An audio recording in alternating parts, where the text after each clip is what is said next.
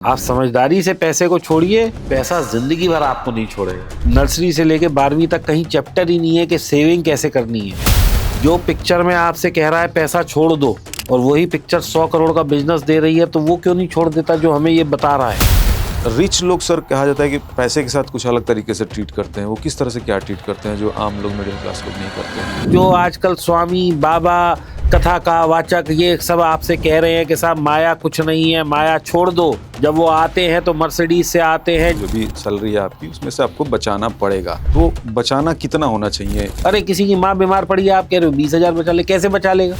किस्मत आपकी सेफ होनी चाहिए, आपका विजन सेफ होना चाहिए, बाकी पैसा सेफ है ये हम नहीं कह सकते। एफडी भी सेफ नहीं है, 5 लाख आपका सिर्फ सेफ है एफडी में भी। एक तो लोग होते हैं कि किसी एक ही चीज़ में पैसे लगा देते हैं और एक होते हैं कुछ डिवाइड करके अलग अलग जगहों पर। तो आप किसको प्रेफर करेंगे? वन टाइम डाला हुआ पैसा नुकसान ज्यादा देता है।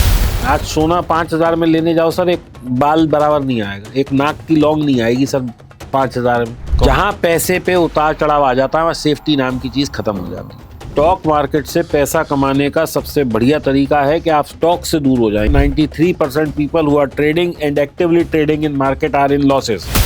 शेयर मार्केट में एंट्री की कोई एज होती है क्या? स्टैंडर्ड कोई है? मैं कहता हूँ स्टॉक मार्केट में खुद नहीं जाना। क्या सर 10,000 से भी इन्वेस्टमेंट शुरू की जा सकती है? 1,000 रुपए से भी की जा सकती है। सैलरी जॉब से कोई रिच बन सकता है? नमस्ते दोस्तों, मैं हूं अरविंद योगराज। द अरविंदम्स के इस प्लेटफॉर्म पर आप सभी का स्वागत है। आज के इस पॉडकास्ट में हम ये जानेंगे कि पैसा कमाना कैसे है। सिर्फ इतना ही नहीं बल्कि पैसा काम कैसे करता है। देखिए, सैलरी आपको ज़िंदा रखती है, लेकिन अगर सही फाइनेंशियल डिसीजन आप लेते हैं तो वो आपको आज़ादी देती है। बहुत सारे लोग हैं जो बहुत मेहनत करते हैं, बहुत पैसा कमाते हैं, लेकिन वो पैसा उनके लिए काम करे ये ज़रूरी नहीं। तो आज इसी गैप को हम समझेंगे और इसके लिए हमारे स्टूडियो में जो मेहमान मौजूद हैं वो फाइनेंस में डॉक्टरेट हैं। इसके अलावा फाइनेंस की बारीकियों को बहुत ही आसान भाषा में समझाते हैं, साथ ही साथ लाखों लोगों को उनके पैसे के बारे में, उनकी सोच को सही करने में, विकसित करने में उनकी मदद करते हैं। आइए स्वागत करते हैं मिस्टर दीपक वाधवा का। सर बहुत बहुत स्वागत है आपका। Thank you Arvind, thanks for inviting me. और मैं कोशिश करूंगा पूरी के जैसे आपने मेरे लिए एक पहले ही बेंचमार्क सेट कर दिया है कि पैसे को कैसे काम पे लगाएं, तो अब मेरे लिए ये थोड़ा सा और मुश्किल हो गया है, या मतलब मेरे लिए एक टेस्ट हो गया है जी कि अब तो मतलब आपकी ऑडियंस के लिए कुछ ऐसा बताना ही पड़ेगा जो पैसा ही पैसे को खींचे। जी सर, और ये बहुत ज़रूरी है और ये मुझे लग रहा है कि ये ज़बरदस्त तरीके से ही काम करेगा अगर इस ट्रैक पर कोई आ जा रहा है तो। देखिए, पैसे की ना एक बहुत बड़ी क्वालिटी होती है कि ये उसके पास आता है जो इसे छोड़ देता है। अरे वाह। जो इसके पीछे भागता रहता है ये उससे और आगे भागता रहता है। और ये मैं आपको एक उदाहरण से बताता हूँ कि आपने आज सोचा कि मैं इसे कहीं स्टॉक मार्केट में इन्वेस्ट कर दूं, और 1 साल तक आप देख रहे हैं, रोज देख रहे हैं, रोज देख रहे हैं, और वो गिर रहा है, नहीं बढ़ रहा है, या एवरेज सी रिटर्न दे रहा है या नहीं दे रहा है। अब आपने 1 आध साल में उसे थक हार के काट दिया, उसके बाद वो वहां से जरा सा नीचे गिरा और वो पता लगा 3 गुना हो गया। तो जिसने पैसे को छोड़ दिया, लेकिन इसमें एक कंडीशन है।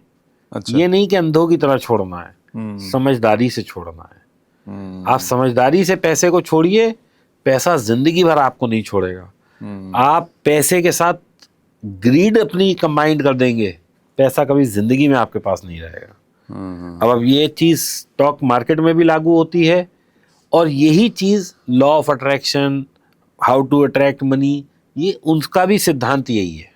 जी, ये रॉबर्ट कियोसाकी हैं, उनके रिच डैड पुअर डैड वाले। तो उनकी एक लाइन मैं पढ़ रहा था, वो बड़ी अट्रैक्टिव है, जिसमें वो कहते हैं कि पैसा कमाना बड़ी बात नहीं है, पैसा बचाना बड़ी बात है, और उससे भी ज़्यादा बड़ी बात है कि वो बचा हुआ पैसा आपके लिए कैसे काम करे। तो ये मज़ेदार बात है। ये अगर लोगों को सीखना, कम लोगों को मुझे लगता है ये पता होगा। अरविंद, आपने शायद देखा होगा बहुत सारी इंडस्ट्रीज होती थी पहले जो फादर ने शुरू करी, बहुत नाम कमाया, बहुत पैसा कमाया, पूरा पूरा शहर उनका हो जाता था। नेक्स्ट जनरेशन आती थी, वो खत्म हो जाती थी इंडस्ट्री। ऐसी मतलब बेइंतहा मेरे पास वो है, क्या कहते हैं, लिस्ट एग्जाम्पल्स ऐसे हैं। ठीक है। ऐसा क्यों होता था? हाँ, क्यों? फादर ने तो बिल्कुल जो है मतलब एक एक सीढ़ी, एक एक रुपया संजो संजो के कमाया, बच्चे को प्लेटफॉर्म बना बनाया मिल गया। हाँ, उसने सिर्फ खर्च करना ही सीखा है, बाप ने सिर्फ जोड़ना ही सीखा है। तो यहाँ पे मैं ये कहूँगा कि financial education is very important. We are as a country producing very good teachers, very good doctors, very good engineers, very good entrepreneurs, but हम लोग कहीं लैग कर रहे हैं। हम लोगों को ये सिखा ही नहीं पा रहे हैं कि पैसा कैसे बचाना है। ट्रू। हमारी नर्सरी से लेके 12वीं तक कहीं चैप्टर ही नहीं है कि सेविंग कैसे करनी है। कॉलेज में नहीं बताया जाता कि आपको इन्वेस्ट कहाँ कहाँ करना है। बिल्कुल। और आखिर में जाके सारी पढ़ाई करने के बाद हम जूझ इसी पे जाते हैं कि कैसे पैसा बनाया जाए, बचाया जाए, लेकिन कोई एजुकेशन मैं ऐसे डॉक्टर्स को जानता हूँ जो एक एक महीने का 1-1 करोड़ रुपया कमा रहे हैं और उनका पैसा क्या बेकार पड़ा है एफडी में, जबकि पैसा और बेहतरीन काम पे लग सकता है और पिछले 10-20 साल से पड़ा है। वो कह रहे हैं हमें पता ही नहीं कैसे इन्वेस्ट करना है। सो फाइनेंशियल एजुकेशन और फाइनेंशियल अवेयरनेस, इस पे काम करना पड़ेगा देश को। और मैं इसी में ही एक प्रयास कर रहा हूँ लोगों की मदद करने का कि कैसे आप अपने पैसे को काम पे लगाएं, कैसे आप अपने पैसे से पैसा बनाएं, कैसे हर वो इंसान, चाहे वो एक मजदूर है, चाहे वो एक रिक्शा वाला है, चाहे वो एक फैक्ट्री वर्कर है, चाहे वो एक कुरियर बॉय है, और चाहे वो एक नौकरी पेशा है, आज मैं बता के जाऊंगा, हो सकता है आप भी अपनी जीवन में, इसी जीवन काल में 100 करोड़ तक पहुंच जाए। मज़ा आएगा सर आपके साथ बात करके। शुरुआत आपने बड़ी दमदार कर दी। और मैंने तो बात क्या करी है, हाँ, मजदूर, हाँ, रिक्शा पुलर, यानी कि बहुत बड़ा 100 करोड़ का टारगेट हमें बनाने के लिए कोई ज़रूरी नहीं है कि हमारे पास जेब में करोड़ों रुपए हों। सही है। हम तो बहुत छोटे पैसे से बड़ा बनाएंगे, तब तो है मजेदारी। हाँ, ये चैलेंज है और वो आप उस दिशा में अगर मैं उसको बखूबी निभाने की कोशिश इस पॉडकास्ट में वो मिलेगा, बता के ही जाऊंगा साहब। शानदार है। तो बस सर साहब, बाकी लोग बस कुर्सी पर बैठ के आराम से ध्यान से सुनिए और पेन पेपर भी ले लीजिए। सर जो बता रहे हैं उसको सब पालन कीजिए। सर ये बातें तो हम करेंगे, आगे सवाल रहेगा, लेकिन एक चीज़ ये भी होती है ना कि बहुत सारे लोग जो है कोशिश करते हैं, शायद सही तरीके से नहीं कर रहे हैं, सही डायरेक्शन में नहीं कर रहे हैं, तो कहते हैं कि ये भी फिलॉसफी आ जाती है कि पैसे से कुछ होता नहीं है। वो एक लाइन है ना कि मिला है किसी को क्या अमीरी से, दिलों के शाह तो अक्सर फ़कीर होते हैं। जो इस फिलॉसफी पे चलते हैं, ज़रा उनको बताइए कि पैसा कितना हाथ जोड़ के और यूं झोली फैला के कटोरा लाओ तो वो भी ले आता हूँ। जिसके पास एक्सेस है, जिसको नहीं चाहिए पैसा, मुझे दे जाओ। मैं, लोग बहुत सारे कहते हैं अरे पैसा तो हाथ की मैल है। मैं कहता हूँ भाई साहब मैं खड़ा हूँ, डाल दो अपनी मैल। I don't mind taking any amount of money from anyone. जिसको 1 रुपया देना है मेरी झोली खुली है, जिसको 1 करोड़ देना है मेरी झोली खुली है। आज ऐसी कौन सी खुशी है जो आप पैसे से नहीं बाय कर सकते? मतलब मायावी चीज़ है पैसा, माया बोलते हैं पैसे को, माया भी बोलते हैं। तो एक मटेरियल हैप्पीनेस जो आपको चाहिए, अच्छा घर, अच्छी गाड़ी, अच्छा फ़ोन, अच्छा लिविंग का स्टैंडर्ड, अच्छे स्कूलों में आपके बच्चे पढ़ें, तो वो सब पैसे से ही आता है ना। मुझे आज तक कोई ऐसा गरीब बच्चा नहीं, मतलब गरीब आदमी नहीं मिला जो कहे साहब मैं तो गरीब हूँ लेकिन मेरे बच्चे तो कॉन्वेंट में पढ़ रहे हैं, मेरे बच्चे इंग्लिश मीडियम में पढ़ रहे हैं, मेरे बच्चे शहर के सबसे अच्छे स्कूल में पढ़ रहे हैं और मैं बड़ा संतुष्ट हूँ। मुझे आज तक ऐसा आदमी नहीं मिला। I am sorry. वो फिल्मों में वो बताते हैं ना, कहते हैं ना वो पैसे कम वैल्यू देने के लिए कि पैसे से प्यार नहीं खरीदा जा सकता। और एक वर्ग सर वो भी है जो बोलता है कि पैसा भगवान नहीं, लेकिन भगवान से कम भी नहीं। सर देखो ऐसा है, कई दफ़ा ना नरेटिव जो हम लोगों को बताया सिखाया जाता है वो ज़रूरी नहीं है कि सही हो। पिक्चरों में क्या दिखाते हैं, वो पिक्चर में क्या है। जो पिक्चर में आपसे कह रहा है पैसा छोड़ दो और वही पिक्चर 100 करोड़ का बिजनेस दे रही है, तो वो क्यों नहीं छोड़ देता जो हमें ये बता रहा है?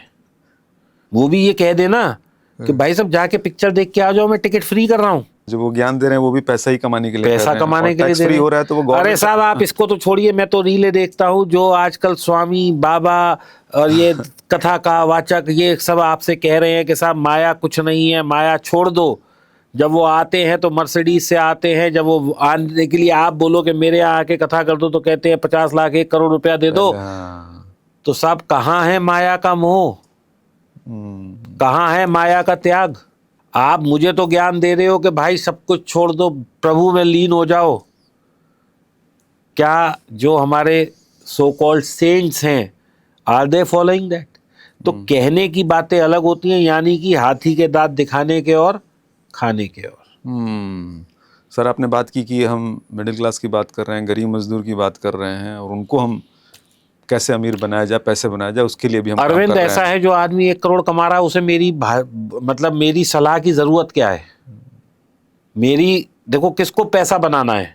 जिसके पास ऑलरेडी 1 करोड़ रुपए महीना आ रहा है, 50 करोड़ का वो आदमी है, उसके पास तो वो किसी भी कंसल्टेंट को हायर करेगा and he will tell him how to make money out of money.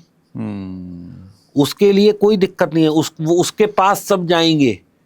आज आप क्या सोच रहे हो, बैंक की कोई नई स्कीम आती है कि वो इंडस्ट्री को लोन देना चाहता है, और हमें कोई बहुत बड़ी इंडस्ट्री है 300-500 करोड़ की, तो आपको क्या लगता है उसका मालिक जाता होगा, भाई तेरे पास स्कीम आई है बता?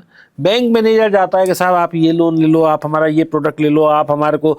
बैंक वाला कहता है ना, सर आपके यहाँ 500 आदमी काम करते हैं, मैं आपको 0 का वो करता हूँ सेविंग्स में। क्यों? क्योंकि उसे दिख रहा है यहाँ 500 आदमी काम कर रहे हैं, आज मैं इनका 0 में अकाउंट खोलूंगा, कल को इन्हें होम लोन चाहिए होगा, कार लोन चाहिए होगा, क्रेडिट कार्ड चाहिए होगा, तो मेरे पास तो इतने सारे विकल्प हैं कमाने के लिए। वहां भी कमाई जुड़ी हुई है। हर आदमी अपने इंटरेस्ट में काम करता है। Arvind, it is a very simple principle. आज there is no free lunch. Very true sir. लोग बोल देते हैं, लोग बोलते नहीं है, मैं साफ बोलता हूँ। I am very blunt. मैं लोगों को कहता हूँ तुम ये करोगे लॉस होएगा, मैं ये कहता हूँ ये नहीं करना है, उसके बाद जिसका जो मन करे वो करे। I am trying my level best to educate people how to have a financial standing, how to save money, how to be rich and how to earn from this market. I am doing my duty for this.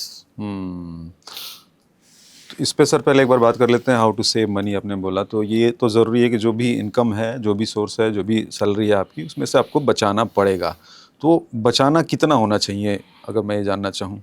आज एक आदमी 1 लाख कमाता है और दूसरा आदमी भी 1 लाख कमाता है। पहले आदमी किराए के घर पे रहता है, उसके साथ उसके माँ बाप भी रहते हैं, उसकी माँ बीमार भी है, और दूसरा आदमी अपने पापा के घर में रहता है। पापा उसके इतने संपन्न हैं कि उसका खाना पीना ये वो कोई खर्चा ही नहीं है। अब आप मेरे से पूछ रहे हो कि कितना बचाना चाहिए, तो इसका कोई सेट प्रिंसिपल नहीं हो सकता ना, परसेंटेज वाइज भी नहीं, कुछ नहीं हो सकता। एक आदमी के पास खर्चे बहुत हैं, एक आदमी के पास खर्चे ही नहीं है। मैं ये कहता हूँ आप अपने यथानुसार जो मर्जी बचाएं, उसको वाइजली इन्वेस्ट कर लो। आप 1000 कमाते हो तो 1000 को वाइजली कर लो। आप 10,000 कमाते हो 10 को कर लो, 50,000 को कमाते हो 50 बचा लो। ये कोई फॉर्मूला जो लोग देते हैं, मैं कहता हूं भाई ये तो कैसे आप किसी को कह सकते हो कि तुझे हर महीने 20,000 बचाने हैं? अरे किसी की माँ बीमार पड़ी है, आप कह रहे हो 20,000 बचा ले, कैसे बचा लेगा? आप बताओ ना मुझे। Can we have a set formula? तो जो लोग कैमरे के आगे बोल के जाते हैं वो गलत है ना। मैं ये कहता हूं आप यथा अनुसार बचा लीजिए, बचा के मुझसे पूछ लीजिए कि सर मेरे पास इतना पैसा बच गया, इसको क्या करें। मैं आपको उसके लिए गाइड कर दूंगा कि भैया ये कर सकते हो, ये कर सकते हो, ये कर सकते हो, ये नहीं कर सकते। बजाय इसके कि मैं कहूँ कि नहीं भैया तुझे तो 20,000 बचानी है, 10,000 बचानी है, 5,000 बचानी है। We can not set a goal for any one's life. ये उसकी लाइफ है।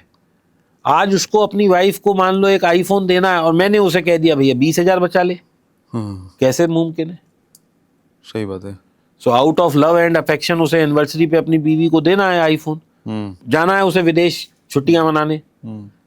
यू कैन नॉट, मतलब we should know what is right and what is wrong. तो वाइजली आप इन्वेस्ट करने की बात कर रहे हैं, तो वो थोड़ा सा एग्जाम्पल के तहत अगर हम समझ पाएँ कि कैसे कर, जिसको लोग बोलते हैं परफेक्ट पोर्टफोलियो जो है वो क्या होना चाहिए, स्ट्रेटजी क्या होनी चाहिए? देखिए, परफेक्ट नाम की कोई चीज़ नहीं होती दुनिया में, पहले तो ये समझ लेते हैं। सेकेंडली, कैसे पैसा लगाना है वो अपन समझते हैं। पहले विकल्प क्या क्या है हमारे पास। हर आदमी के पास, जिसके पास चाहे 1000 बच रहा है, 2000 बच रहा है, 10,000 बच रहा है, 1 लाख बच रहा है, 50 लाख बच रहा है, वॉट एवर, सबसे पहली जो सोर्स ऑफ इन्वेस्टमेंट हर आदमी ढूंढता है वो है बैंक की एफडी। एफडी जहाँ 4 से 5% का रिटर्न है। पुराना और सेफ माना जाता है यही उसको। है। सेफ वेफ तो देखो जी कुछ नहीं है, 5 लाख ही सेफ है आपका, और कई बैंकों में कई लोगों की एफडी डूब भी गई है, तो इसलिए मैं कोई ऐसी कमिटमेंट नहीं करना चाहता। आप जो थोड़ा इसको बताइए कैसे। बहुत सारे बैंक डूब जाते हैं। जैसे एक पीछे था पीएमएस कुछ था, शायद कोऑपरेटिव बैंक था या छोटा बैंक था महाराष्ट्र का। अगर बैंक डूब गया, ये हो गया, वो हो गया, आरबीआई 5 लाख की गारंटी देती है, बाकी उसके बाद कोई गारंटी नहीं है। आपकी 1 करोड़ की एफडी है, 95 लाख मर गया अगर बैंक बंद हो जाता है तो। बताइए। तो ये तो थैंक्स बोलिए मोदी जी का, पहले तो ये 1 ही लाख की लिमिट थी। एक टाइम था कि लोग कहते थे कि हम लॉकर लेंगे जी, लॉकर लेंगे, लॉकर में गोल्ड रखेंगे, उसके बारे में भी पता चला कि अभी वो भी मैंने सेफ नहीं है। एक पीएनबी की न्यूज आ रही थी कि पीएनबी की कोई एक ब्रांच है, वहां पे जितने कई लोगों के लॉकरों में से गोल्ड गायब हो गया। अच्छा। अब ये तो न्यूज ही थी, मुझे नहीं पता ये कितनी सच है, क्योंकि मैं तो वहां गया नहीं। लेकिन आप ये देखिए कि सेफ्टी, वही जो आप कह रहे थे कि सेफ्टी होनी चाहिए, वो सेफ्टी कहीं नहीं है। सिर्फ किस्मत आपकी सेफ होनी चाहिए, आपका विजन सेफ होना चाहिए, बाकी पैसा सेफ है ये हम नहीं कह सकते। वी कैन जस्ट एज्यूम कि यहाँ पे ऐसा होगा, होगा या नहीं होगा हमें नहीं पता। चलिए, तो सबसे पहले आते हैं जी, 4 से 5% का रिटर्न जो है वो आपको मिलता है एफडी में। हाँ। इससे थोड़ा सा बेहतर रिटर्न मिलता है पोस्ट ऑफिस की स्कीम जो होती है, एनएससी, पीपीएफ और ये जो भी एमआईएस वगैरह होती है वहाँ पे, वो है। फिर उसके बाद जो उससे ऊपर का विकल्प है वो कुछ सरकार बॉन्ड ले आती है, कई दफ़ा 7%, 8% के, उसमें लगा सकते हैं। इसके बाद जो यहाँ से आगे के जो इंस्ट्रूमेंट हैं वो और ज़्यादा रिस्की हैं, लेकिन पिछले 10, 15, 20 सालों में देखा गया है कि उन्होंने रिटर्न अच्छा दिया है। High risk high return. High risk high return. इसके बाद 12% से लेके 30% तक की रिटर्न वाले जो हैं हमारे पास म्यूचुअल फंड अवेलेबल हैं, जो कि पिछले 10 साल के रिटर्न की बात कर रहा हूँ मैं, ये नहीं कि 6 महीने, 8 महीने, 1 साल की। इसके बाद सोना जो है, जिसे गोल्ड कहते हैं, वो एक विकल्प है। चांदी है वो एक विकल्प है। प्रॉपर्टी एक विकल्प है, रियल एस्टेट जिसे बोलते हैं। और इसके बाद बिटकॉइन एक विकल्प है। ये सारे हमारे पास विकल्प हैं इन्वेस्टमेंट्स के। ठीक। अब आपको देखना है कि आप कहाँ फिट हो सकते हैं। फिट का मेरा मतलब ये है कि किसी आदमी के पास 10 लाख रुपए हैं, उसे बोनस मिला, सैलरी मिली, या कोई उसने ज़मीन बेची और उसे 1 साल तक इस पैसे की जरूरत नहीं, लेकिन 1 साल बाद उसे लगता है कि मुझे अपने बच्चे को इंजीनियरिंग करने भेजना है, बच्चे की शादी करनी है या कुछ भी करना है, तो उसके लिए सबसे बेहतर विकल्प है वो अपना एफडी में डाले। अब कोई व्यक्ति है वो कहता है मैं तो कुछ छोटा मोटा अभी मेरा बच्चा पैदा ही हुआ, उसके लिए सेव करना चाहता हूँ, तो मेरे को ये 25 साल तक इस पैसे की ज़रूरत नहीं पड़ने वाली, मैं अपने बच्चे को एक बड़ा रकम देना चाहता हूँ, तो उसके लिए म्यूचुअल फंड अच्छा है, क्योंकि mutual fund over a period of time आपको अच्छा रिटर्न दे देता है। अब अरविंद, एक और प्रोडक्ट है गोल्ड। जब मेरी आज से शादी हुई थी 25 साल पहले, 26 साल पहले, तो गोल्ड का रेट 4,000 रुपये तोला था। आज वही गोल्ड का रेट 1,60,000 रुपये तोला है, प्लस 2 लाख तक टच करके वापस आ चुका है। तो अगर मैं हर साल का देखूं तो कुछ बढ़ ही रहा है, लेकिन अगर किसी ने 2 लाख में एंट्री करी है तो वो नुकसान में है। तो कभी भी ना आपको इन्वेस्टमेंट ये नहीं देखनी चाहिए छोटे होराइजन पे।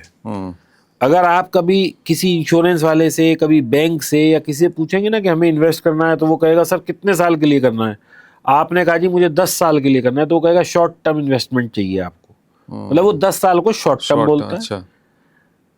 मिड टर्म का मतलब है 10 से 20 साल, और 20 साल से ऊपर की इन्वेस्टमेंट को हम लोग लॉन्ग टर्म इन्वेस्टमेंट बोलते हैं। लेकिन जो लोग हैं, जो आम आदमी है, उसे लगता है 1-1.5 साल कर लिया तो लॉन्ग है, 2-1 महीने कर लिया तो शॉर्ट है, और इस बीच में कर लिया तो मिड है। तो ये धारणा को ही चेंज करना पड़ेगा।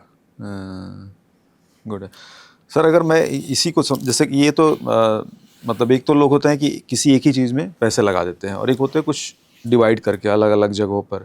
तो आप किसको प्रिफर करेंगे, इस तरह का बास्केट बना के अलग अलग जगहों पर डिवाइड करके, या फिर एक ही किसी चीज़ में पैसा लगा दिया?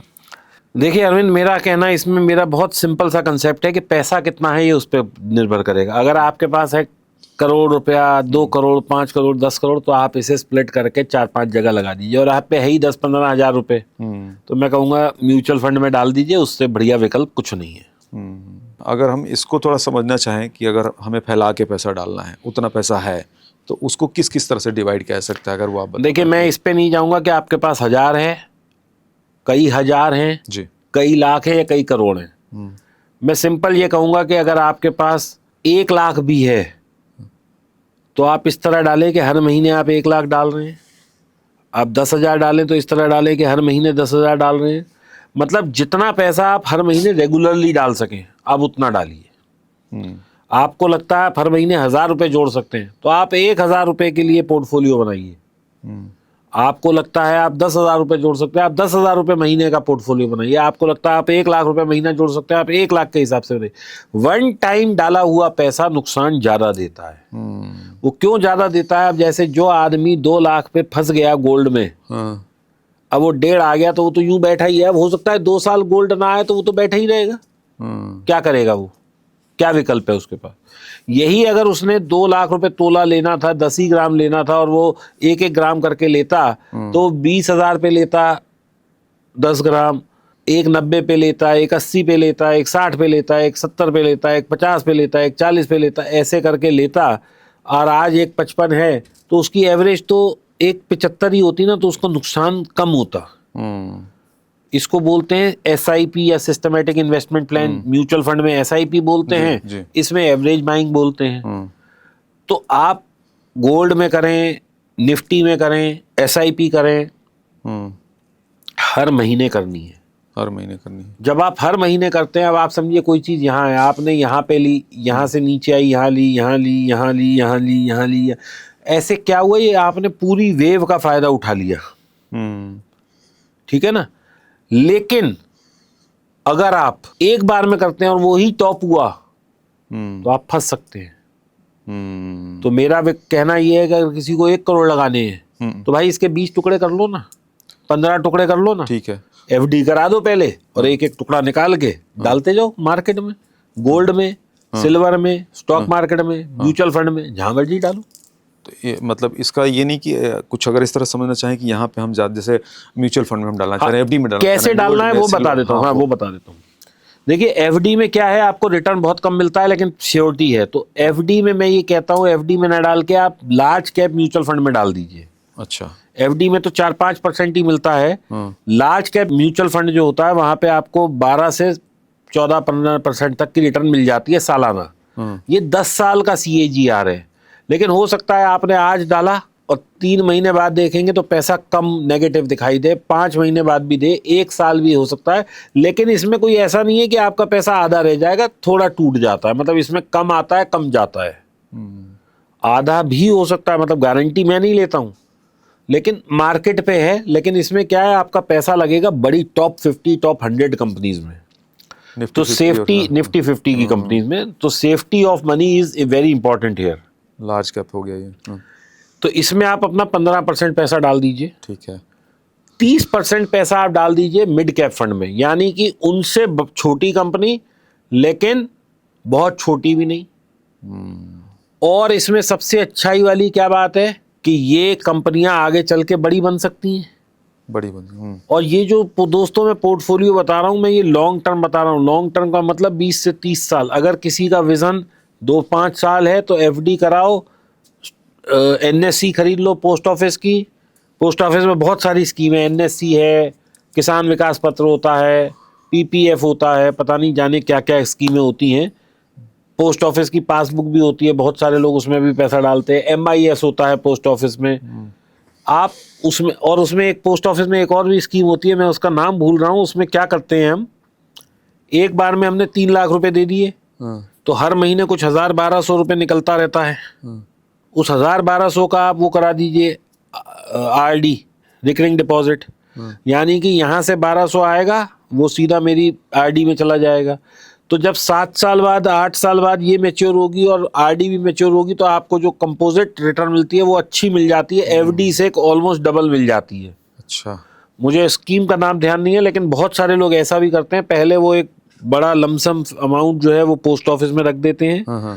पोस्ट ऑफिस से हर महीने मंथली, इसे MIS बोलते हैं, monthly income scheme, post office में होती है। यानी कि आपने 10 लाख रुपए, 5 लाख रुपए, 3 लाख रुपए डाल दिए, मंथली इनकम स्कीम जो भी उसका ब्याज बनता है वो आपको हर महीने मिल जाएगा।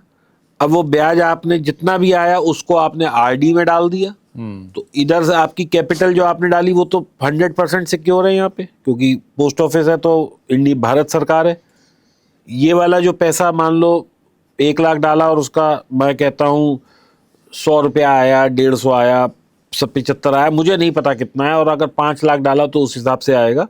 तो इसकी RD करा दीजिए, तो जब आप वो देखेंगे तो ये अच्छा रिटर्न मिल जाता है। ये भी एक स्कीम होती है, आप इसमें भी डाल सकते हैं पैसा। लेकिन अब हम एक पोर्टफोलियो जब बना रहे हैं तो हमारे विजन 20-30 साल आगे का है। ठीक है। तो 15% मैंने डाला लार्ज कैप में, 30 डाला मिड कैप में, और उसके बाद मैं थोड़ा सा और रिस्क लेता हूं क्योंकि मेरा टाइम फ्रेम 30 साल 20 साल का है, तो मैं स्मॉल कैप में भी 15 डाल देता हूं। तो 15 60 हो गया, 30 और 15 60% मेरा पैसा डाला गया।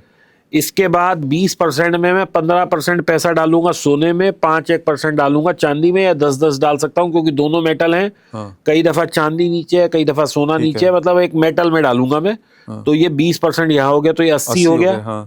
10% पैसा मैं डालूंगा बिटकॉइन में, यानी कि क्रिप्टोज में, which is again a risky component, लेकिन मेरा विजन फिर 15-20 साल का है, तो वहां हो गया 10 बचा। अब बाकी का 10 बच गया।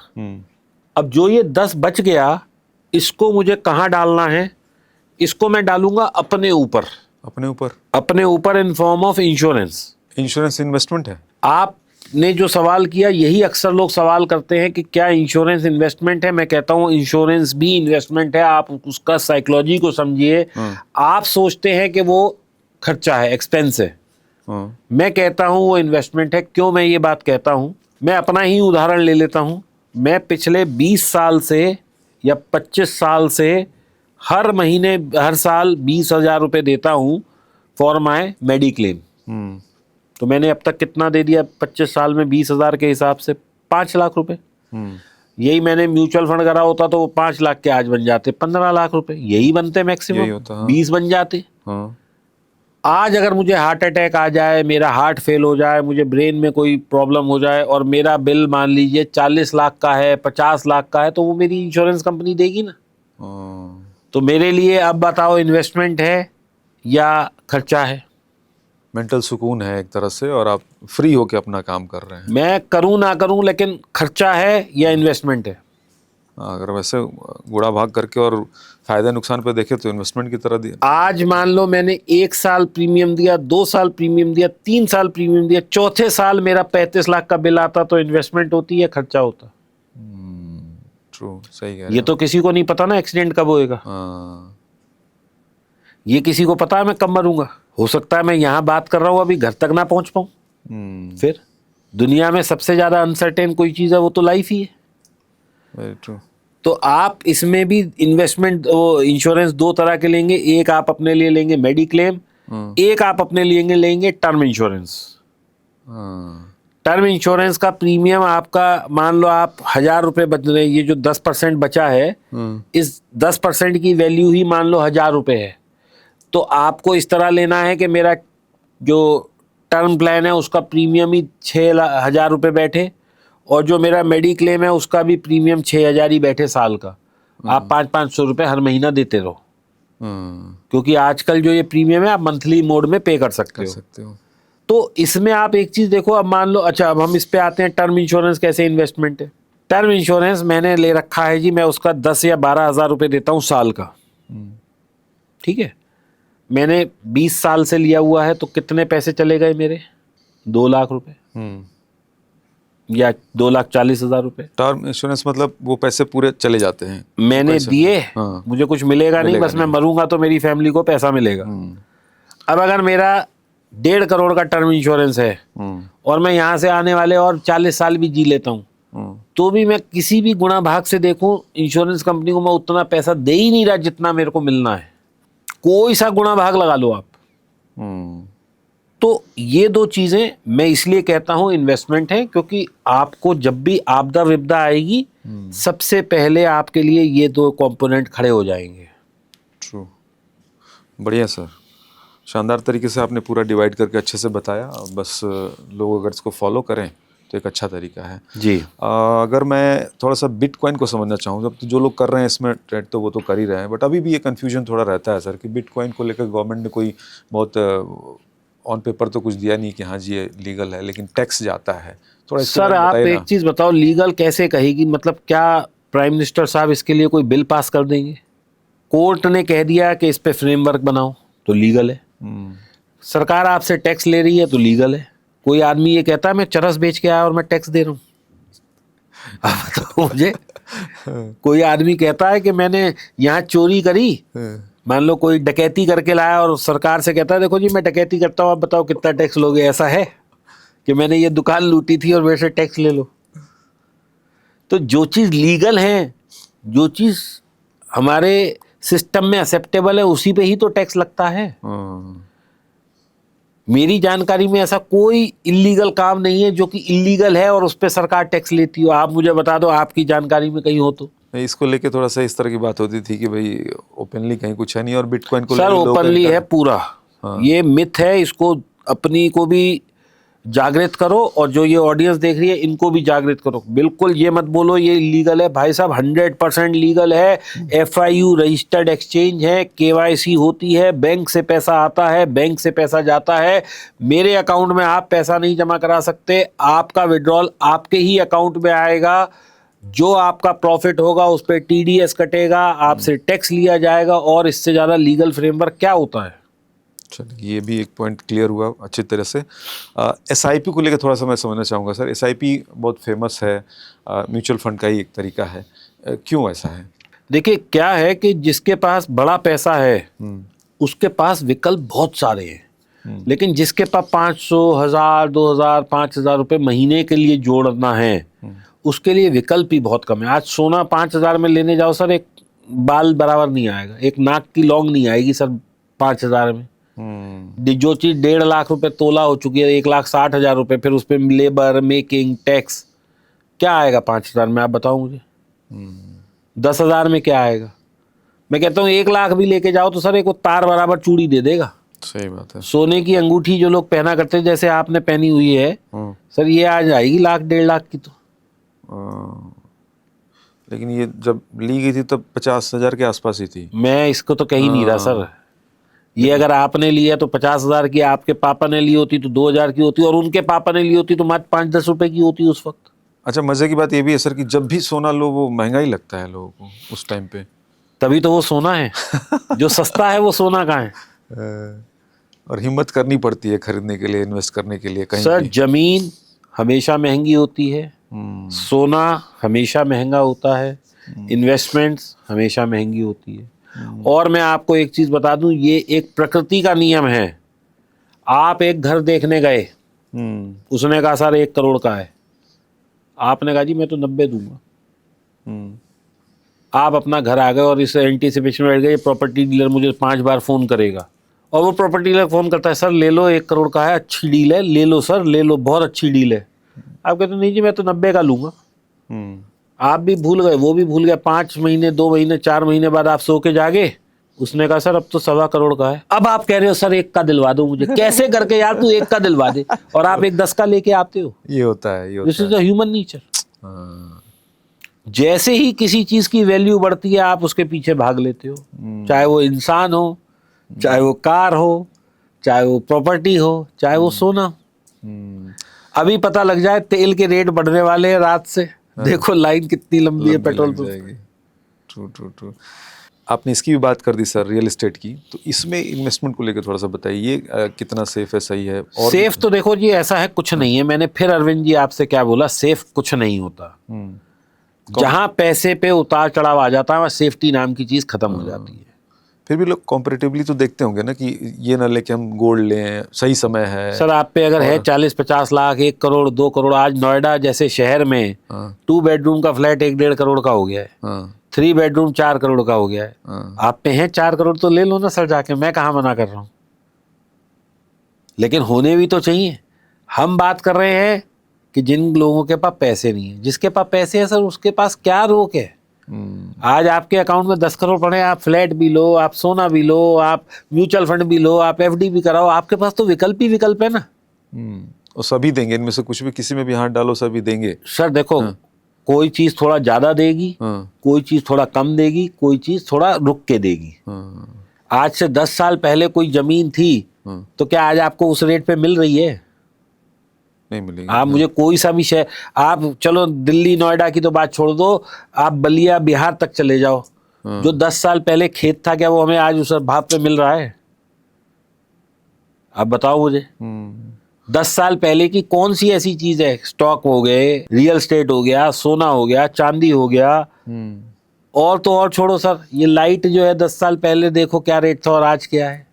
वही है कि जो एक्सपर्ट है, जिसकी समझ है, तो वो बताता है कि भाई ये नहीं, ये सही है, इसका टाइम ये चीज़ लो तो ज़्यादा बेहतर है। जैसा कि मैं कुछ पैसा अगर मैं बोलूँ कि शेयर में डालने जा रहा हूँ और मेरे फादर या कोई और घर का सुनेगा तो अरे उधर कहाँ डाल रहे हो तुम, ज़मीन लो, घर लो। सर आप शेयर में 25,000 डाल रहे हो, 25,000 में कौन सी ज़मीन आती है? आज 4 लाख 3 लाख रुपए गज की जगह है नोएडा में, और मैं आप मुझे बताओ बिल्कुल दूर दराज भी चले जाओ तो क्या आ रहा है 25,000 में, आप बताओ ना मुझे। लेकिन अगर बड़ा अमाउंट है और कोई उसको शेयर में डाल, हाँ बड़ा अमाउंट है तो देखिए मैं सबसे ये कहता हूँ, स्टॉक मार्केट से पैसा कमाने का सबसे बढ़िया तरीका है कि आप स्टॉक से दूर हो जाएं, यानी कि आप डायरेक्ट शेयर से दूर हो जाएं। आप म्यूचुअल फंड रूट से जाइए और आपके लिए जो पॉसिबिलिटी ऑफ अर्निंग है वो बढ़ जाती है। अगर आप खुद से कोई अक्कड़ बक्कड़ करके स्टॉक लेंगे उसमें लॉस होने के चांसेस ज़्यादा हैं। सेबी का एक डेटा है, वो कहता है 93% people who are trading and actively trading in market are in losses. लेकिन आप मुझे कोई भी ऐसा म्यूचुअल फंड दिखाओ जो 10-15 साल में था और वो लॉस में है। 10-15 साल में सारे ही मुनाफे में है ना, करीब करीब। ठीक है सर, गोल्ड लेने की बात आपने कही, गोल्ड में एक ETF का भी एक ऑप्शन होता है, बिल्कुल वो ठीक है, वो उसी तरह से फंक्शन करता बहुत है। अच्छा है जी, बिल्कुल। गोल्ड का प्राइस ऊपर जाएगा, ETF का प्राइस ऊपर जाएगा, गोल्ड का प्राइस नीचे जाएगा, ETF का प्राइस नीचे जाएगा। और मैं कहता हूँ ETF से अच्छा विकल्प नहीं है। कैसे? आज आप 10,000 का गोल्ड लेने जाएंगे, वो इतना तार बराबर गोल्ड दे देगा आपको। लेकिन आप ETF ले लीजिए 10,000 का, अगले महीने ले लीजिए, 6 महीने में एक बार ले लीजिए, 1 साल में 2 बार ले लीजिए, जैसे आपको पसंद हो वैसे ले लीजिए। जब आपका पैसा वहाँ एक्युमुलेट हो गया 1,000, 2,000, 5,000, 10,000 करते करते आपने 10 लाख रुपए जोड़ लिए, अब 10,000 इसको निकालो और गहना ले आओ, पत्नी भी खुश, आप भी खुश, इन्वेस्टमेंट की इन्वेस्टमेंट हो गई। अब इसमें एक विकल्प है, मतलब एक इसमें भी त्रुटि है, वो ये कि आपने जिस रेट पे 10 लाख में लिया, अब हो सकता है वहां से वो 2 लाख रुपए गिर जाए, मतलब 10 लाख वाली चीज 8 की रह जाए। अब आपको यूं सिर नहीं पकड़ के बैठना, क्योंकि आपने तो धीरे नीचे नीचे से एक्युमुलेट करके वो पैसा जोड़ा है ना।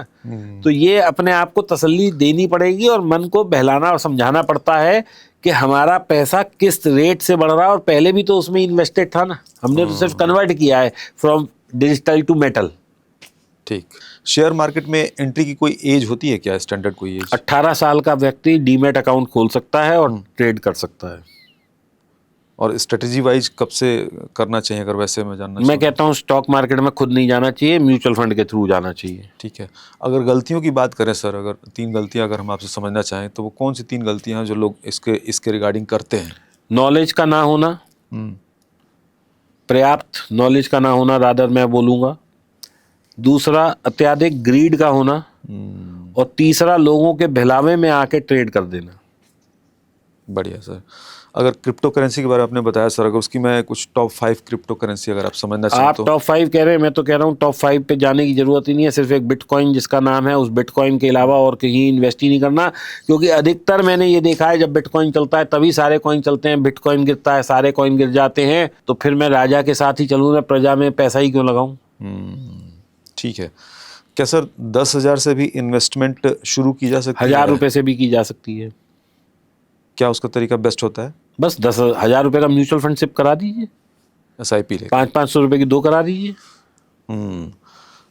रिच लोग सर कहा जाता है कि पैसे के साथ कुछ अलग तरीके से ट्रीट करते हैं, वो किस तरह से क्या ट्रीट करते हैं जो आम लोग, मिडिल क्लास लोग नहीं करते हैं? रिच लोग क्या करते हैं कि जैसे म्यूचुअल फंड मेरा चल रहा है और मेरा 2 साल बाद 2 साल तक पोर्टफोलियो हरा था और वो फिर लाल हो जाए, जैसे आजकल हुआ है वार की सिचुएशन में, तो रिच लोग और दुगना तिगना पैसा डालेंगे, क्योंकि उन्हें पता है ये वार एक दिन खत्म होएगी, देश आगे तरक्की करेंगे, दुनिया खत्म नहीं हो रही है। लेकिन जो अनएजुकेटेड मैं कहूँगा, या जिसको पर्याप्त ज्ञान नहीं है, वो क्या करेगा, वो डर के मारे पैसा निकाल लेगा। फिर वो जब ऊपर चला जाएगा बाजार, फिर घुसेगा, फिर वो नीचे आ जाएगा, फिर निकाल लेगा, तो वो लॉस लेता रहेगा, रिच आदमी उसी से फायदा बनाते रहेंगे। Nice sir. कुछ लोग सर महंगी गाड़ियों के शौकीन होते हैं, महंगी मोबाइल, इस तरह की लग्जरी चीज़ों के, ये ठीक है सेविंग? बिल्कुल ठीक है। क्या खराबी है इसमें? आप भी आईफोन लेके चल रहे हैं तो क्या चोरी करके लाए हैं? कहीं डाका डाल के लाए हैं? ये तो मतलब स्ट्रेटेजी वाइज कह रहा हूँ, अगर कोई जो चाह रहा है कि हम सर देखो, पैसा ये बनाएं, आगे बढ़ें। आदमी पैसा कमा किसके लिए रहा है? अपनी सुख सुविधा और इच्छाओं को पूरा करने के लिए। अगर वो उसी को नहीं कर रहा है, ये कौन सा इंसाफ है मैं आपसे कह रहा हूं ना ना ना ना ना म्यूचुअल वो ये आईफोन नहीं लेना ना, no, you have to save money. हाँ, घर नहीं लेना, you have to save money. Car नहीं लेनी, यू बुढ़ापे में मैं इस पैसे का करूंगा क्या, मैंने सारी जिंदगी तो एंजॉय किया नहीं। तो भाई पैसा कमाओ। तो इस लिहाज से तो जो लोग पैसा बचाने के लिए अगर प्लान कर रहे हैं, सोच रहे हैं, मन में है, लेकिन एक्टिविटी में वो सब चीज़ें नहीं हैं, तो फिर वो कमाएं उड़ाएं तो बचा तो पाएंगे नहीं। सर देखो, अब ये ना इंटरप्रिटेशन गलत है आपकी। हाँ, मैंने ये नहीं कहा कि भैया कमाओ और उड़ा दो। वाइजली कमाओ, हाँ, वाइजली इन्वेस्ट करो और वाइजली खर्च करो। हाँ, अब जो आदमी 10,000 कमाता है हम्म, और वो कहीं से कर्जे वर्जे का जुगाड़ करके मर्सिडीज ले ले, हाँ, तो बर्बाद ही होना है ना। तो भाई ये तो अपनी समझ रखनी पड़ेगी ना कि मैं कितना कमा रहा हूँ, कितना मेरा बच रहा है, कितनी मेरी ईएमआई होगी। अगर उसकी भी ज्ञान नहीं है तो भाई फिर रहने दो। मेरा कहना ये है कि आपने एक नौकरी कर रहे हैं, मान लीजिए आप लाख रुपए की, आपने 10-15 साल में पैसा जोड़ जाड़ के एक अच्छा कॉर्पस बना लिया, समझो 20-50 लाख रुपए का या 30 लाख रुपए का या कितना भी, मुझे नहीं पता। अब उस 30 लाख में से आप चाहो कि एक अच्छा फ़ोन भी ले लूँ, एक अच्छी गाड़ी भी ले लूँ, एक अच्छा घर भी ले लूँ, कहीं डाउन पेमेंट करके और ईएमआई आगे चला लूँ, तो भाई क्यों नहीं उस पैसे को और उसको वाइजली कन्वर्ट करोगे। करिए, आप बिल्कुल करिए। बढ़िया सर। वॉर की भी बात हो गई सर, तो वॉर का थोड़ा सा मुझे बताएंगे कि वॉर में जिस तरह की सिचुएशन बनी हुई है अभी, वापो वाली स्थिति है, क्या होगा, लंबा चलेगा कि स्थिति क्या होगी, तो क्या स्ट्रेटजी में कोई बदलाव की ज़रूरत है ऐसे समय में? सर दुनिया में क्या पहली बार वॉर हुई है, या ये वॉर ख़त्म होगी तो आखिरी होगी? मैं तो हर 3 साल में एक वॉर देख रहा हूँ। जहाँ तक मेरी पीछे की सोच जाती है, सबसे पहले मैंने खाड़ी युद्ध देखा। ईरान इराक लड़ते रहे 15 साल 20 साल तक के, तेल हमारा है, तेल हमारा, पता लगा उनका था ही नहीं तेल। इजराइल फिलीपींस, हमस जो बोलते हैं हम जिसमें, जी जी। उसके बाद अफगानिस्तान लड़ता रहा। इंडिया पाकिस्तान भी 3 बार लड़ लिया। इधर कोरिया, चाइना, ताइवान, ठीक है। तो कहाँ है शांति? अमेरिका ने 8 कंट्री जो है दबोच ली, वेनेजुएला, इराक, लीबिया, ग्रीनलैंड पे अब वो कर रहे थे। ये तो ये युद्ध आ गया तो उनका थोड़ा फोकस डाइवर्ट हो गया। अगर ये नहीं होता तो ग्रीनलैंड हो रहा होता। तो कहने का मतलब है कि दुनिया में अनरेस्ट तो लगा ही रहेगा। तो इन्वेस्टमेंट का कोई मतलब, इन्वेस्टमेंट आप करते रहिए जैसी आप कर रहे हैं। जब बाजार नीचे आ जाए, अगर आपके पास सरप्लस फंड है, आप और ज़्यादा कर दीजिए। मेरा कहना ये है। अच्छा, ये एक चीज़ और है जो अभी आपने कही, कई बार लोग इंतज़ार करते हैं कि और सिचुएशन बेटर हो जाए तब मैं और ज़्यादा पैसे डालूं शेयर में, तो उसका भी कोई एक हाँ, उसका तरीका ये है कि मैं ऐसे लोगों को बहुत ही निहायत ही मूर्ख कहता हूँ कि 100 रुपए की जब चीज़ मिल रही है तब आप नहीं घुस रहे हैं, जब 125 का इंतजार कर रहे हैं कि 125 हो जाए। वही वाली बात के 1 करोड़ का जब कोठी मिल रही थी, प्रॉपर्टी डीलर रोज फोन कर रहा था, मैं तब लूँ नहीं। और जब 1.25 करोड़ की हो गई तो मैं उसको फोन कर रहा हूँ, यार तू एक की करा दे, अच्छा 1 5 करा दे, 1 10 करा दे। What is this logic? Something which is good today has to be good today only. कल जो अच्छी होने वाली है वो आज अच्छी क्यों नहीं है, या जो आज अच्छी थी वो कल अच्छी क्यों नहीं होगी? अगर आप स्टॉक्स में डायरेक्ट कंपनीज में इन्वेस्ट कर रहे हैं तो बी कॉशियस, नहीं करना है। म्यूचुअल फंड कर रहे हैं और आपका पोर्टफोलियो लॉस में है और आपके पास थोड़ा सा पर्याप्त पैसा और पड़ा है, उसको आप री इन्वेस्ट वहां कर सकते हैं। गुड है सर। एक रैपिड फायर हो जाए। हाँ जी, फटाफट बिल्कुल वाला। बिल्कुल बिल्कुल। ईएमआई लेना स्मार्ट मूव है या एक फाइनेंशियल ट्रैप? ईएमआई लेना स्मार्ट मूव है। ठीक है।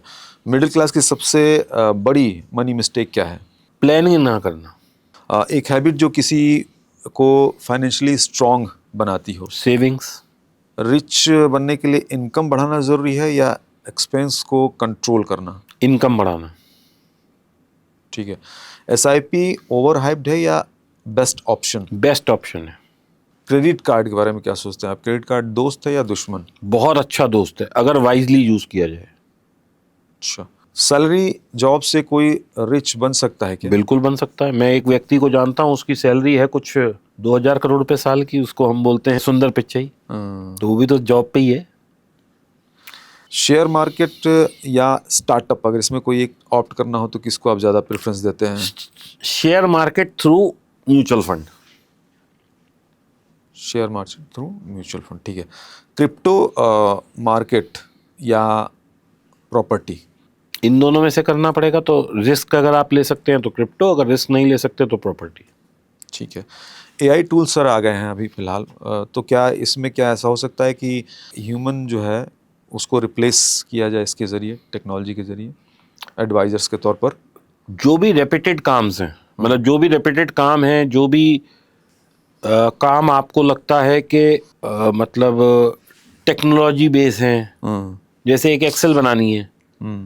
पहले क्या होता था कि मेरे को डेटा लाना है, इधर उधर करना है, ये करना वो करना है, मैं चैट जीपीटी को बोलता हूँ, लिखता भी नहीं हूँ, बोलता हूँ कि मेरे लिए ये डेटा इकट्ठा करो, ऐसे करो और टेबल बना के दे दो, वो मेरे को टेबल मिल जाती है। तो यहाँ पे हो सकता है 2 लोगों की नौकरी खा चुका है वो चैट जीपीटी ऑलरेडी।